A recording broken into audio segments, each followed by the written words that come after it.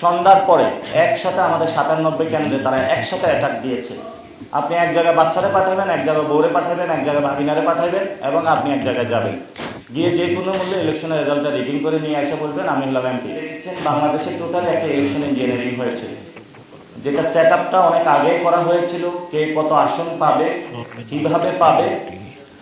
আমার যে ব্যক্তিগত এক্সপিরিয়েন্স সেটা হলো, কেন্দ্র পরিদর্শনে গিয়েছিলাম, মাথায় এসে ঘুষি দিচ্ছে, বিভিন্ন জায়গায় বাধাগ্রস্ত সৃষ্টি করেছে আমাকে।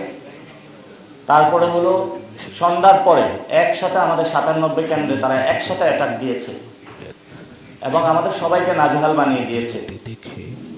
তো যেটা বাংলাদেশে হচ্ছে, এটা কর্পোরেট সিস্টেমে একটা ইলেকশন, অর্থাৎ আপনার কাছে 1000 কোটি টাকা থাকবে, আপনি চাঁদাবাজি সন্ত্রাসী দুর্নীতি করবেন, টাকা কামাবেন 5 বছর, মানুষের উপর অত্যাচার করবেন, তারপরে সবার সামনে আল্লামা হিসেবে উপস্থিত হবেন, হয়ে বলবেন আমাকে ভোট দাও। তো মানুষ আপনাকে হলো ভোট না দিল, আপনি এক জায়গায় বাচ্চারে পাঠাবেন, এক জায়গায় বউরে পাঠাবেন, এক জায়গায় ভাগিনারে পাঠাবেন এবং আপনি এক জায়গায় যাবেন, গিয়ে যে কোনো মূল্যে ইলেকশনের রেজাল্টটা রিডিং করে নিয়ে এসে বলবেন আমি হলাম এমপি। ভোট চোর তো আছে, এখন হলো চোর দয়, এটা আরো বললে ত্রিপল আরো বাড়ানো যায়, ভাগিনা একদম পুরো একটা গোষ্ঠী শব্দ হলো ভোট চোর।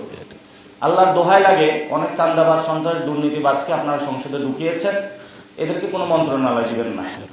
এখন আমরা বিভিন্ন জায়গায় শুনতেছি, কেউ যোগাযোগ মন্ত্রণালয়, কেউ ওই মন্ত্রণালয়, কেউ গৃহায়ণ মন্ত্রণালয়।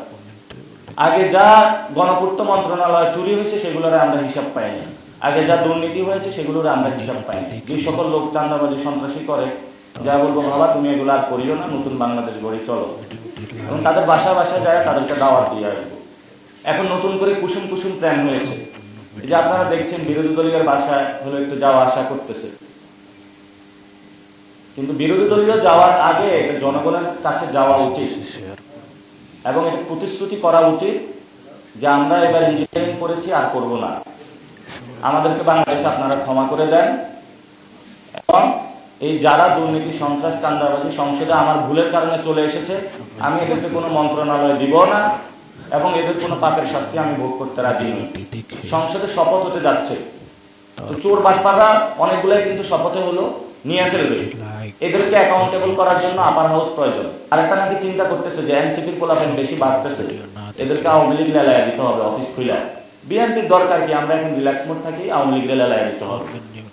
আওয়ামী লীগ যারা লেলায় দিবে তাদেরকে আমরা আগে করবো। একটু বেশি মানে ভালোবাসা, সব লোকজন নিয়ে মরার জন্য উপস্থিত হয়েছে স্বামীর জন্য। চাঁদাবাজি সন্ত্রাস দুর্নীতি তো প্রস্তুতি নিচ্ছে, সব দুর্নীতিবাজ যারা আগে দুর্নীতির সাথে সংশ্লিষ্ট যাদের নাম ছিল তাদেরকে আমরা শুনতে পাচ্ছি আবার এই মন্ত্রণালয়ের দিকে নিয়ে যাওয়া হচ্ছে। 30 দিন 30 মসজিদে তারাবি করবো, জনগণের সাথে যাব, যারা আমাকে ভোট দিচ্ছে তাদের বাসায় দাওয়াত খাবো, আর যারা চাঁদাবাজ সন্ত্রাস দুর্নীতি করেছে তাদের বাসায় হেদায়েতের দাওয়াত নিয়ে যাবো, যে ভাই এগুলা ছেড়ে দাও। এত মাঝে শক্তি নাই, সারাদিন আন্দোলন করবো, বাসায় যায়া ওরা দাওয়াতও দিয়ে আসবো, ওর বাসায় মনে খাওয়া যাবে না, কারণ এগুলো দুর্নীতির টাকা। বলেন ভাই।